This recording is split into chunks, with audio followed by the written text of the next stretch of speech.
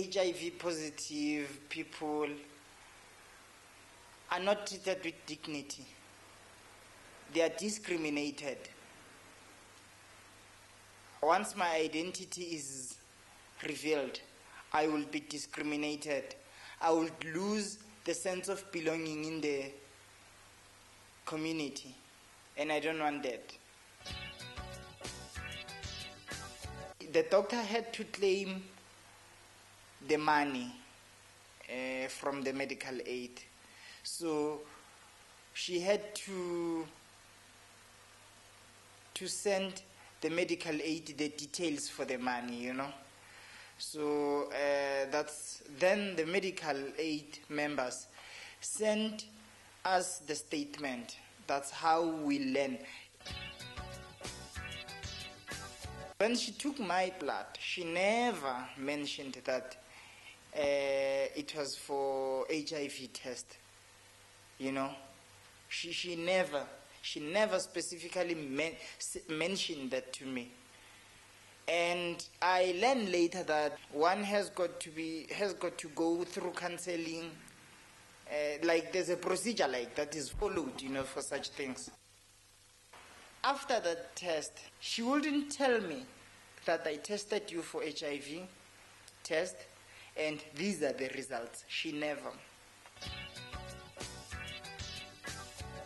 Well, the medical profession themselves have published guidelines since 1994 on the manner in which testing can take place, and those guidelines provide that HIV testing can only take place with proper informed consent, which means proper pre- and post-test counseling.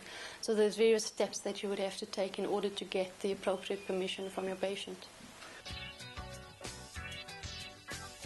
In 1994, one of the cases that went to our High Court, which was C versus Minister of Correctional Services, explicitly stated that informed consent means providing pre- and post-test counseling, and that's an essential component of informed consent. So in addition to it being an ethical duty to provide counseling, it's also a legal duty. It was like a blow to me to know such.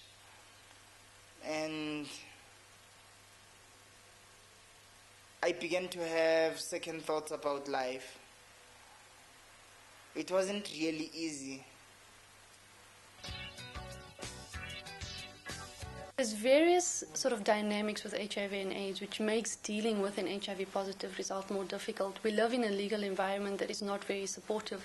Only recently do we have specific protections for people in employment, but you still cannot get life assurance. It's difficult to get a bond. It's difficult to get housing. You may be ostracized at work or may be ostracized at school.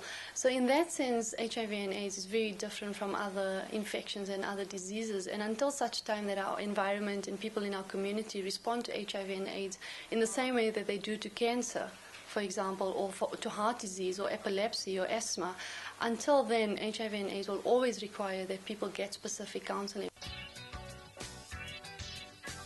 You basically have two recourse mechanisms that you could use, the one being the Health Professions Council, where you lodge a complaint, and the second being a civil court of law, where you sue for damages. I thought a lesson must be taught here, that no other person must be tested without